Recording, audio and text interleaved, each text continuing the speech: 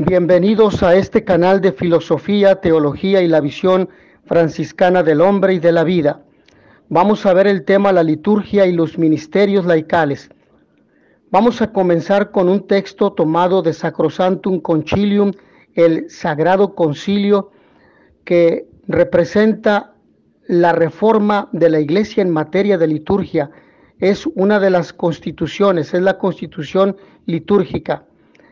Y dice lo siguiente: las acciones litúrgicas pertenecen a todo el cuerpo de la Iglesia, influyen en él y lo manifiestan, pero cada uno de los miembros de este cuerpo recibe un influjo diverso, según la diversidad de órdenes, funciones y activa participación. En las celebraciones litúrgicas, cada cual, ministro o fiel, al desempeñar su oficio hará todo y solo aquello que le corresponde por la naturaleza de la acción y las normas litúrgicas. Los acólitos, lectores, comentadores y cuantos pertenecen a la Schola Cantorum, a la escuela de los cantos, desempeñan un auténtico ministerio litúrgico.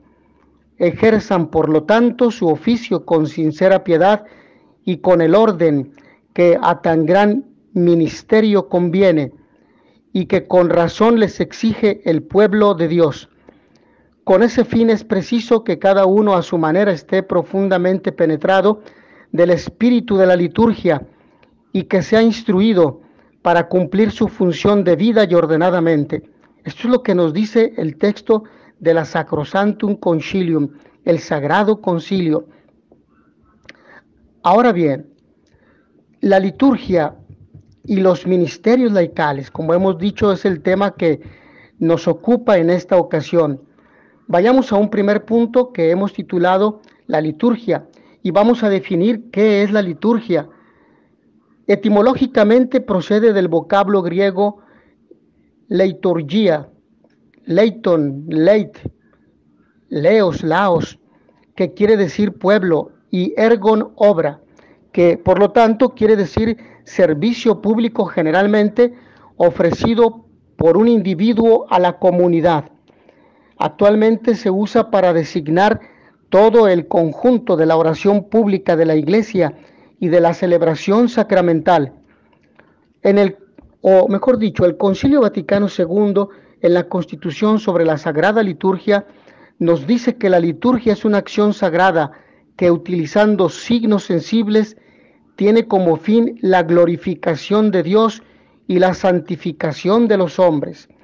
La Sacrosanctum Concilium agrega que es el ejercicio del sacerdocio de Jesucristo.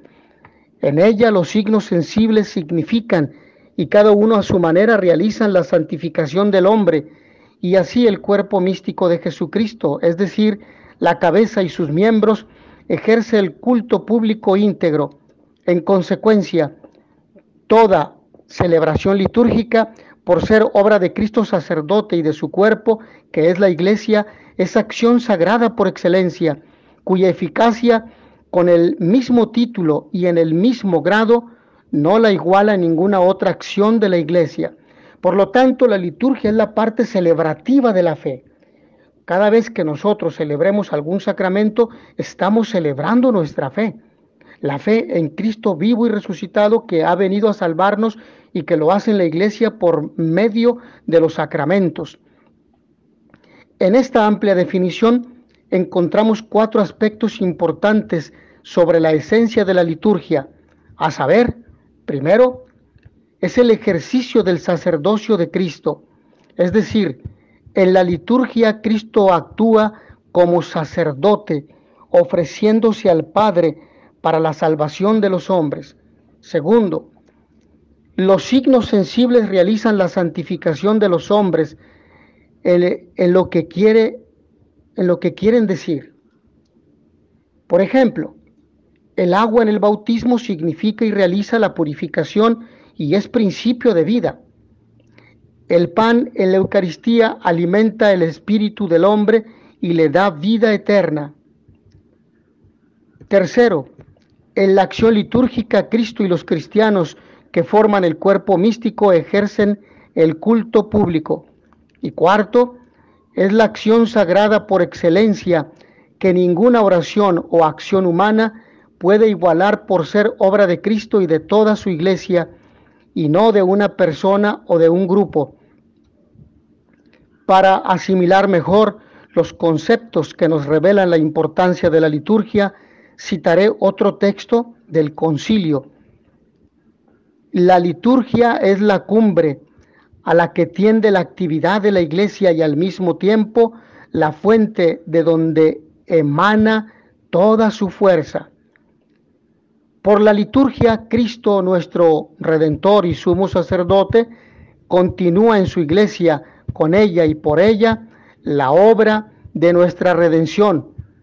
La palabra liturgia en el Nuevo Testamento es empleada para designar no solamente la celebración del culto divino, sino también el anuncio del Evangelio y la caridad en acto. Por lo tanto, es algo práctico. Esto orienta a la vida, a amar a los demás. En todas estas situaciones se trata del servicio de Dios y de los hombres. En la celebración litúrgica, la Iglesia es servidora a imagen de su Señor, el único liturgo del cual ella participa en su sacerdocio, es decir, en el culto, anuncio y servicio de la caridad. Por esta razón, se considera la liturgia como el ejercicio de la función sacerdotal de Jesucristo. Vamos a un segundo elemento que hemos titulado la pastoral litúrgica parroquial. La pastoral litúrgica parroquial, o pastoral litúrgica en la parroquia, mejor dicho, es una dimensión de la misión de la Iglesia que tiene como finalidad promover la participación en la liturgia o culto integral de la Iglesia. El culto integral de la Iglesia está constituido por el culto existencial, que es toda la vida en docilidad al Espíritu Santo, y el culto simbólico ritual que expresa, concreta o concerta, mejor dicho, sintetiza, visibiliza el encuentro sacramental de la obra salvadora realizada por Cristo y la vida entera del creyente en Cristo. Entonces, hemos dicho que expresa, concentra, sintetiza. Por lo tanto, la pastoral litúrgica comprende 7 campos. Vamos a ver cuáles son. El primero de ellos es el culto existencial, mi vida en obediencia al Padre por Cristo en el Espíritu Santo. Segundo, los sacramentos. Tercero, los sacramentales. Cuarto, el tiempo litúrgico, la liturgia de las horas y el año litúrgico, el tiempo de Cuaresma, de Pascua, de Adviento, etcétera, el tiempo ordinario. Cuarto, o mejor dicho, quinto, la música que se entona, o mejor dicho, la música que nos ayuda a profundizar en las diversas celebraciones, por ejemplo, en la Eucaristía, en el bautismo, en las confirmaciones, etcétera. El arte y los objetos sagrados, el arte sacro, las pinturas que se encuentran en las catedrales, etcétera, vitrales, y los objetos sagrados que se utilizan, por ejemplo, para celebrar los sacramentos, los copones, los vasos sagrados, la sedia, el ambón, el altar, etcétera. Y finalmente, como séptimo elemento, ministerios y servicios. Allí en los ministerios vamos a ahondar un poco más. Por eso, en este tercer punto que vamos a continuación a presentarles, se titula Los ministerios laicales. Los ministerios laicales, la palabra ministerio viene del vocablo latino ministrare, que significa servicio. Su característica esencial es el servicio a la comunidad. Los ministerios laicales son el servicio que algunos bautizados, laicos comprometidos, brindan a la comunidad parroquial en las celebraciones litúrgicas o en otras acciones pastorales de la Iglesia, sean proféticas, evangelización y catequesis, sean sociales, ayuda solidaria en bien de los hermanos con mayor necesidad. Y aquí, en este aspecto de ayuda solidaria a los hermanos con mayor necesidad, tenemos Cáritas. Es un primer aspecto. Cáritas significa, si hay hermanos enfermos, hay que darle atención médica. Si hay hermanos que necesitan atención, por ejemplo, de salud bucal, hay que llevarlos con con los profesionales en esa área. Si hay hermanos que necesitan comer, no tienen trabajo, hay que darles comida. Entonces es responder a la necesidad urgente que se presenta en el momento. En un segundo aspecto de esta ayuda solidaria, de esta dimensión social, tenemos la promoción humana, que es el desarrollo humano y derechos humanos. Cuando hay, por ejemplo, injusticias, ¿sí?, en una sociedad, en un sector de la sociedad, habrá que promover que se realice esta justicia en bien de aquellos seres humanos que están padeciendo estos maltratos o esta violencia o esta falta de justicia. Y un tercer elemento es la transformación de la realidad. Cuando requerimos cambiar un sector de la ciudad, por ejemplo, se requiere mayor alumbrado, no hay alcantarillado, no hay, por ejemplo, escuelas, etcétera. Entonces, se requiere atender aquella necesidad con el apoyo de las autoridades civiles. Si lo puede hacer también la autoridad eclesiástica, bueno, pues de alguna forma, un trabajo colaborativo. Esto respecto entonces a la dimensión social.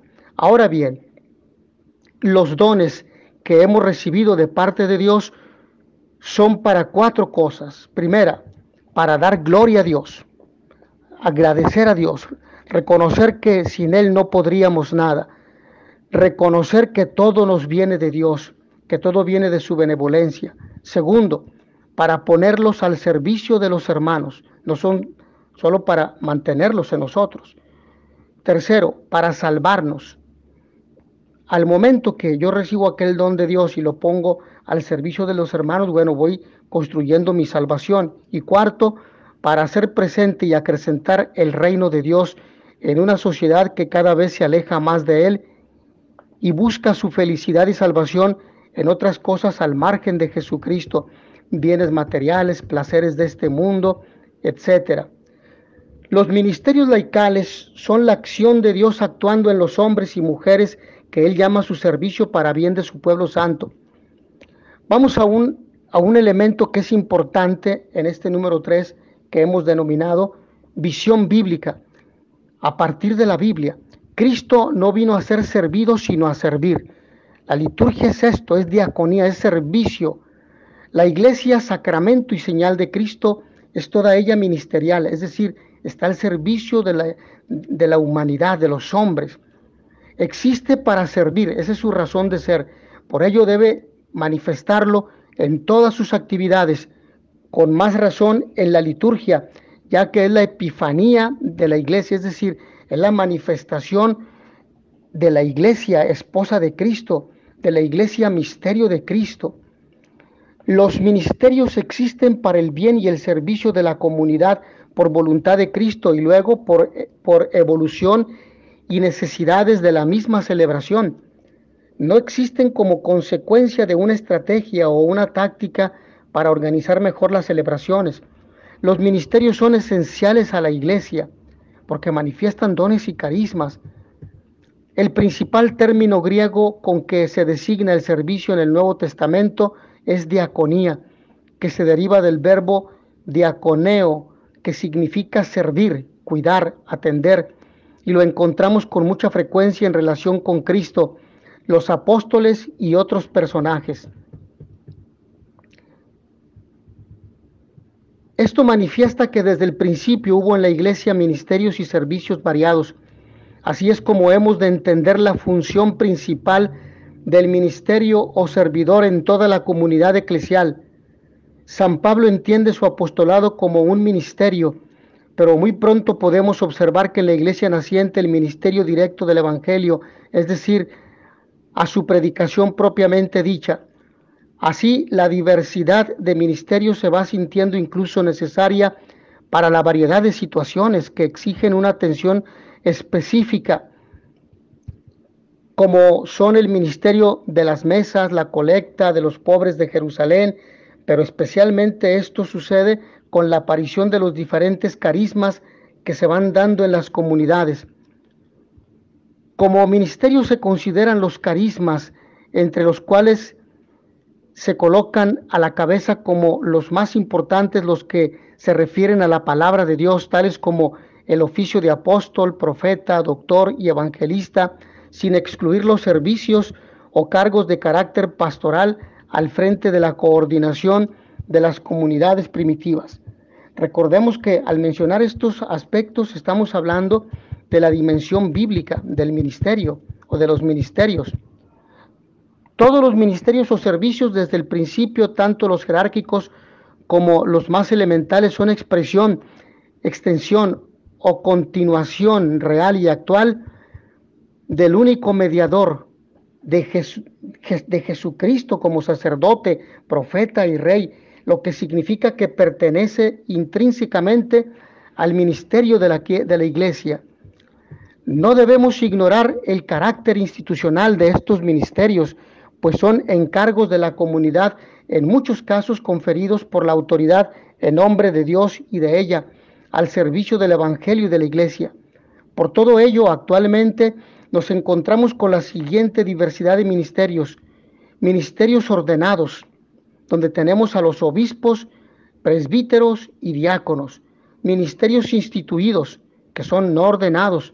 Se llaman a estos ministerios instituidos porque los llamó así Pablo VI al reformar y suprimir las llamadas órdenes menores, subdiaconado, hostiario, que en los nuevos términos vienen a ser el lector y el acólito, que están reservados solamente para los varones.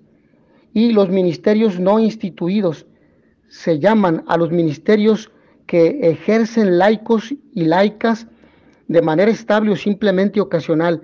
Son aquellos reconocidos como necesarios por la comunidad cristiana, distintos servicios necesarios para la vitalidad de una comunidad y para toda la iglesia en general. Y ahí tenemos a los lectores, el coro, los monitores, los colectores, etc. El apóstol San Pablo, en la primera carta a los Corintios, en el capítulo 12, versículos 11 al 14, nos dice lo siguiente: pero todas estas cosas las hace uno y el mismo Espíritu, distribuyendo individualmente a cada uno según la voluntad de Él.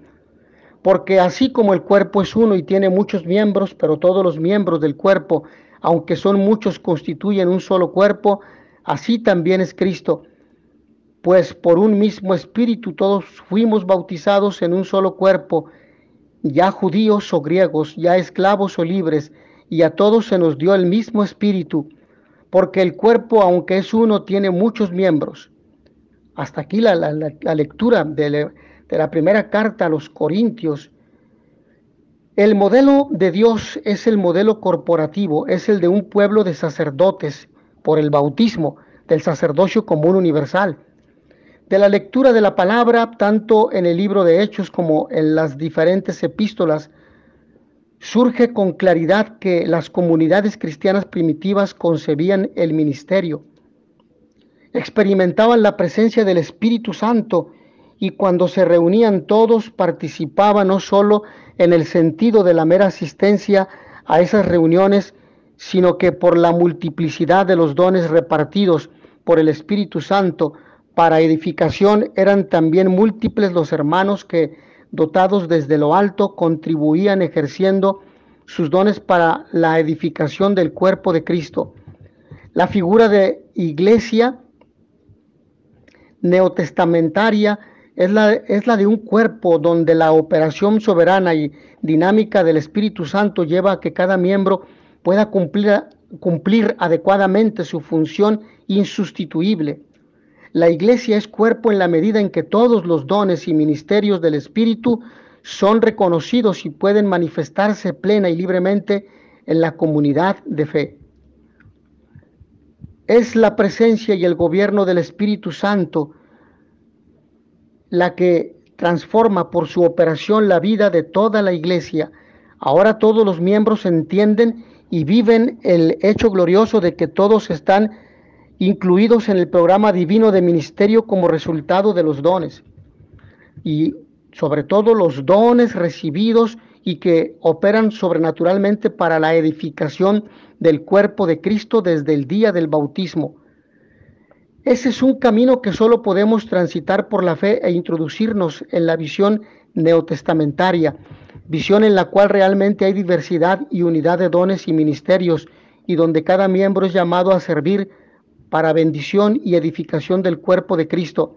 La iglesia entera es un pueblo de sacerdotes, donde son inadmisibles las divisiones.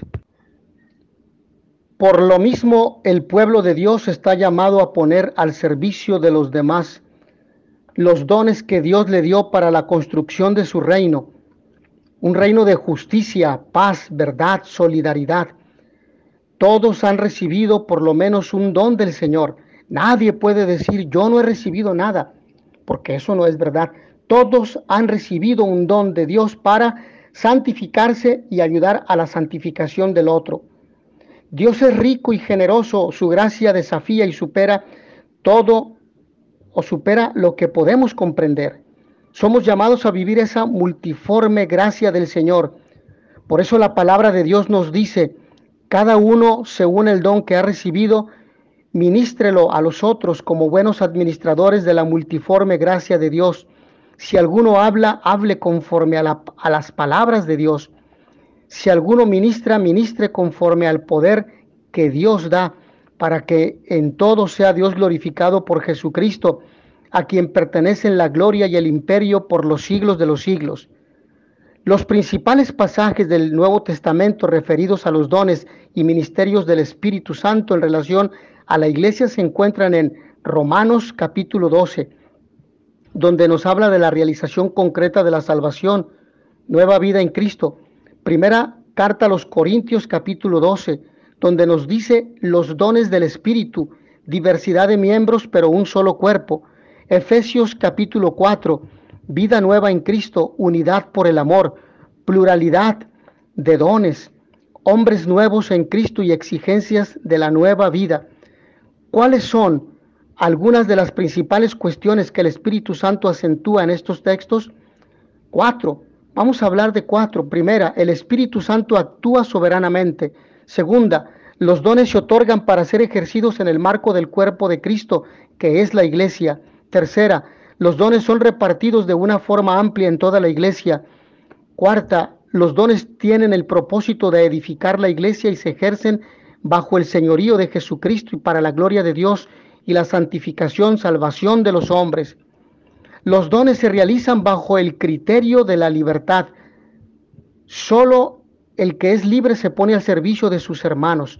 San Pablo lo dice de la siguiente manera: siendo como soy plenamente libre, me he hecho esclavo de todos para ganar a todos los que pueda. ¿Cuál es el propósito de los ministerios? Los ministerios y dones han sido otorgados por Dios a la iglesia para ponerlos al servicio de los hermanos. Es la característica fundamental de los ministerios. ¿Cuál es? El servicio a los hermanos.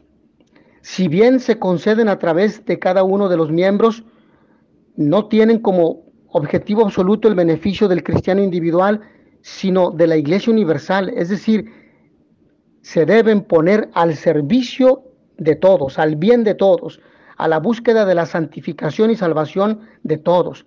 Y en esa medida, uno mismo se santifica y se salva.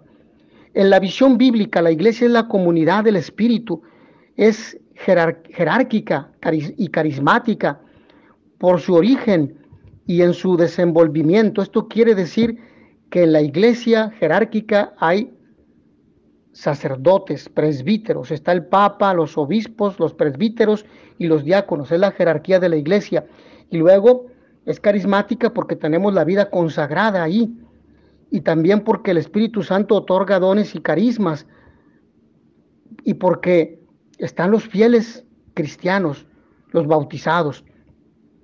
Cristo, por lo tanto, la ha fundado y la sostiene sobrenaturalmente por los dones de su gracia.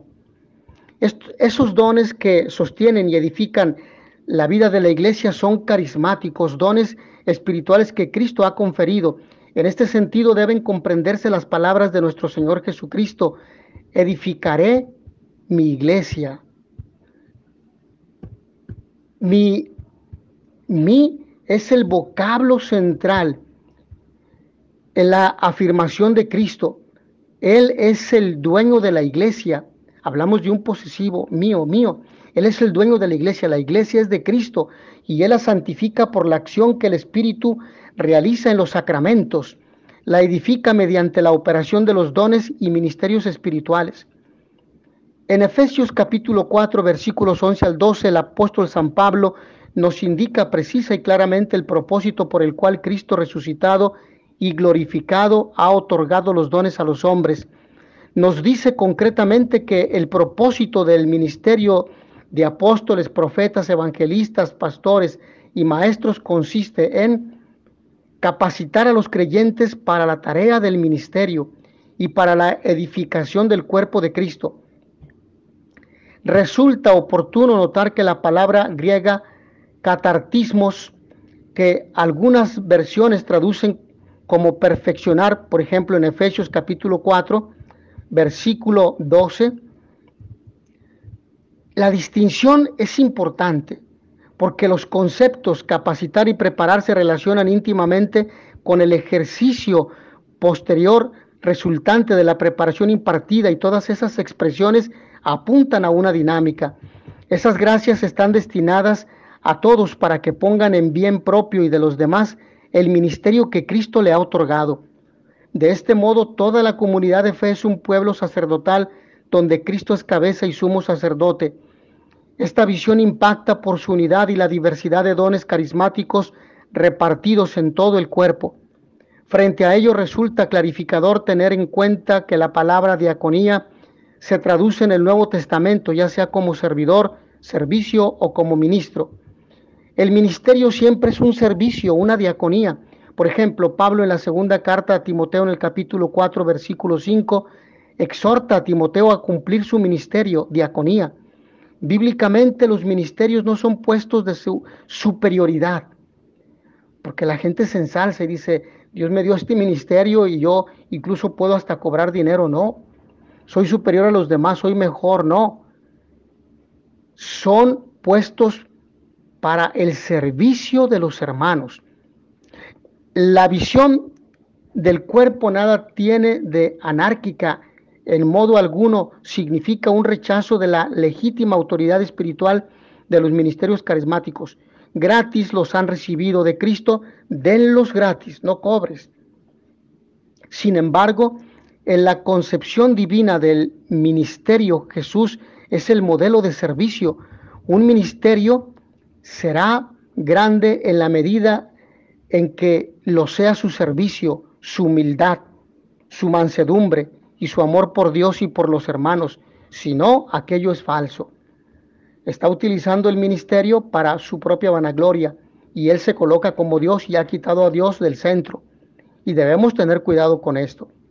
Estos son los fundamentos de autoridad en la comunidad de Cristo, ya que él mismo no vino a ser servido, sino a servir y para dar su vida en rescate por muchos.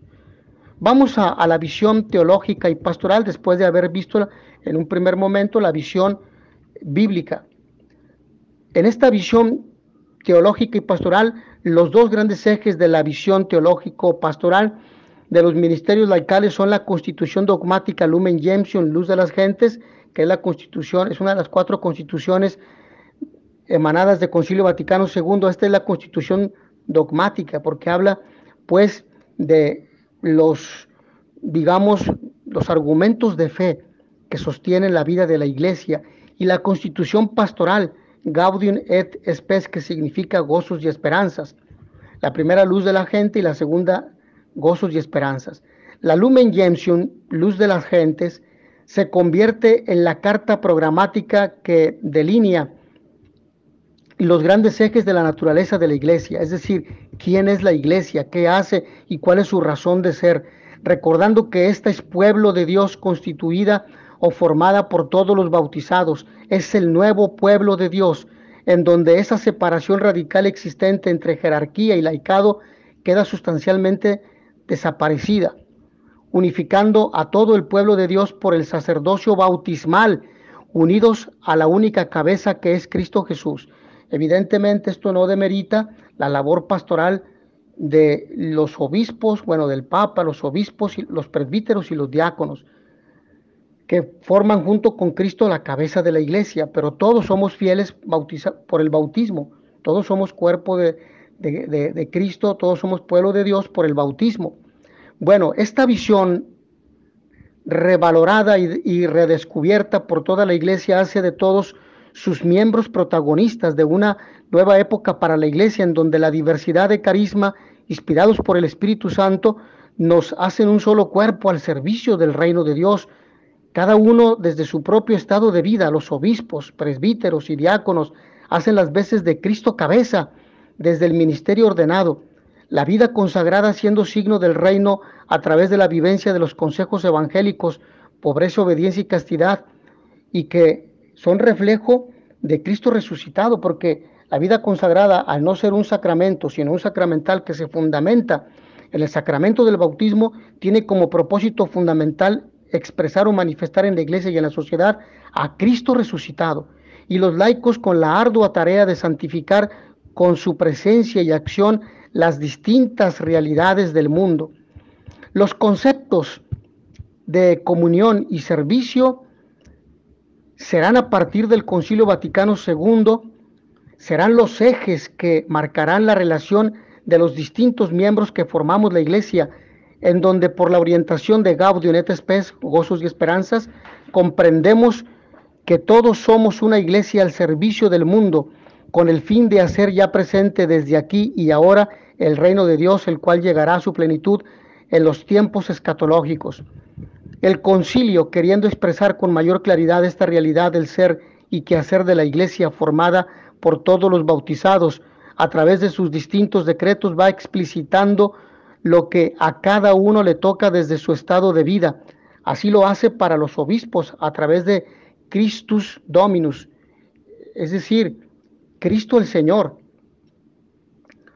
Para los presbíteros con Presbyterorum Ordinis, es decir, el orden de los presbíteros. Para los religiosos con Perfecte Caritatis, es decir, la perfección de la caridad. Y para los laicos con Apostolicam Actuositatem, entonces con la actualidad del apostolado. Así queda claro que la realidad ministerial de la iglesia no está circunscrita solo a los ministerios ordenados o a los que se derivan de la vida consagrada. Los fieles laicos también son llamados a desempeñar ministerios y servicios eclesiales. Y como bien lo dice Presbyterorum Ordinis en los números 6 al 9, los laicos no son ayudantes o colaboradores de los presbíteros, sino que trabajan en comunión, cada uno de acuerdo a la vocación propia. Estos 4 documentos que he mencionado son documentos que han sido emanados en Concilio Vaticano II. Son decretos. El concilio reconoce el servicio de los laicos como una acción propia, urgente y necesaria. Además, subraya la necesidad de ofrecer una formación específica a los laicos para que éstos, de una manera más cualificada, presten un servicio orgánico y en común con toda la iglesia.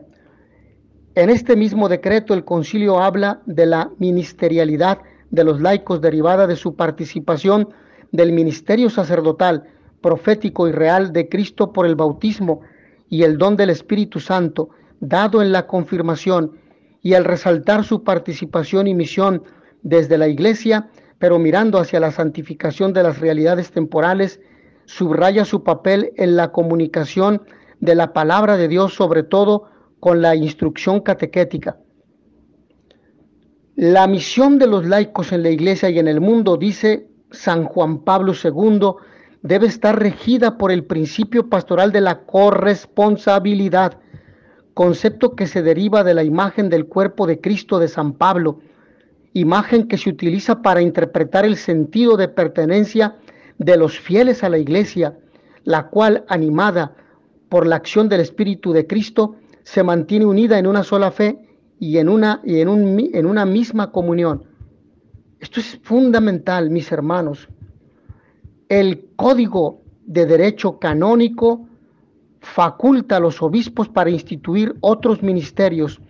Por esto podemos decir que los acólitos, los lectores, los comentadores y cuantos pertenecen a la Schola Cantorum, la escuela de los cantos, desempeñan un auténtico ministerio litúrgico, particularmente en aquellos ministerios instituidos, aquellos ministerios laicales que pueden ser transitorios o permanentes, porque por ejemplo en el caso de los seminaristas que se preparan para el orden sacerdotal, cuando reciben el ministerio del acolitado y del lectorado, pues son ministerios que son transitorios, que miran al orden sacerdotal, pero en el caso de los laicos, pues son ministerios que son de por vida y que solamente están orientados para los varones.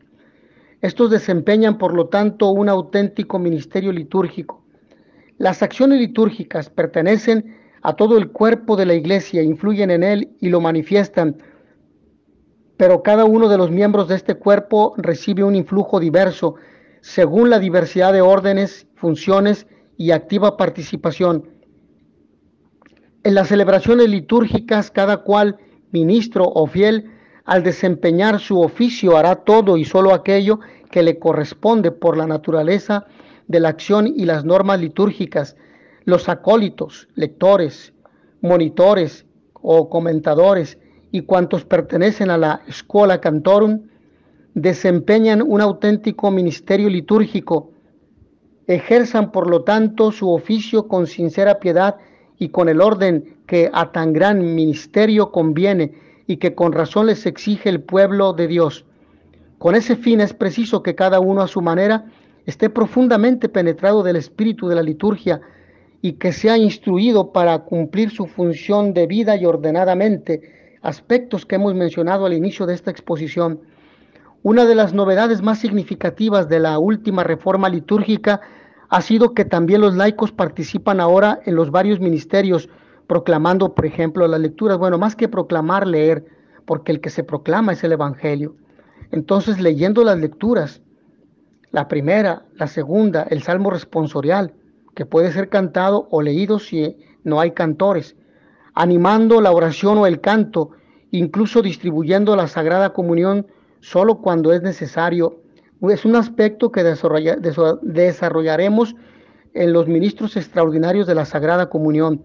Veamos algo del significado del término ministerio y su resonancia en la Iglesia para una mayor comprensión de nuestro tema. La acepción ministerios puede entenderse de varias maneras, como lo relacionado con el cargo público de ministro en la esfera de lo político, o como la que responde a su etimología. La palabra ministerio, como ya lo había expresado, proviene del latín ministerium, ministrare, que significa servicio y ministerio, y que significa servidor. En esta acepción etimológica se envuelve el significado religioso del término. Podemos decir, basándonos en la segunda acepción etimológica, que ministerio en la Iglesia significa servicio, y es un ministro quien sirve en la misión y carisma que el Señor a través de la Iglesia le ha confiado. En la Iglesia somos reyes sirviendo, y por eso ante los ojos del mundo los hombres de Iglesia somos un poco especiales. Pero hay que entender el término especiales, no hay privilegios. El término especial significa que Dios ha puesto su mirada sobre él y le ha llamado para confiarle un servicio concreto en ese sentido. Y es así que debemos servir de verdad desde lo más insignificante hasta ante lo más magnificente. Nadie vale más. El que asea el templo no vale menos que el que distribuye la Sagrada Comunión. No, la dignidad humana es la misma. Evidentemente el ministerio es diverso y tiene un valor diverso, pero nadie es disminuido o debe ser humillado a causa del ministerio, por más simple que éste parezca. Recordemos que el Señor se identifica con lo simple.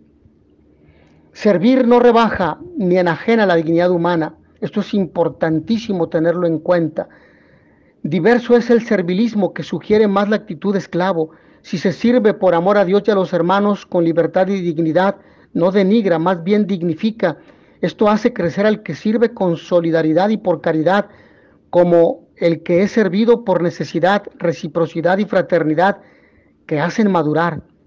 Recordemos el que por antonomasia aparece como ministro es Jesucristo, que no vino a ser servido, sino a servir y a dar su vida por todos. Entonces, este aspecto bíblico, en latín, non venit ministrari, sed ministrare. En griego, diaconestai, diaconesai. En italiano, non è venuto ad essere servito, ma a servire e dare la mia vita per tutti. Entonces, esto es el significado de servicio, de ministro, de ministrar. No es un privilegio, no nos coloca por encima de los demás, no. El que quiera ser el primero de todos, que sea el servidor de todos, que se ponga al servicio de todos. Uno de los aspectos en que la comprensión ha sido más dubitativa y la praxis más insegura ha sido la admisión de las mujeres a los ministerios propios de los laicos. No solo los ministerios ordenados, que todavía no se vislumbra que puedan ser abiertos a la mujer, tampoco los instituidos como tales, es decir, como ministerios oficiales y establemente conferidos, se dan a la mujer. Aunque en este caso ha habido peticiones formuladas por personas muy autorizadas para que se revise esta norma, ya que de hecho estos mismos ministerios lo realizan ya las mujeres. Por ejemplo, las lecturas, la distribución de la Sagrada Comunión, etcétera. La mujer tiene un papel privilegiado en tantos campos de la vida eclesial: la catequesis, los medios de evangelización, la pastoral de los marginados y enfermos, la asistencia social, etcétera.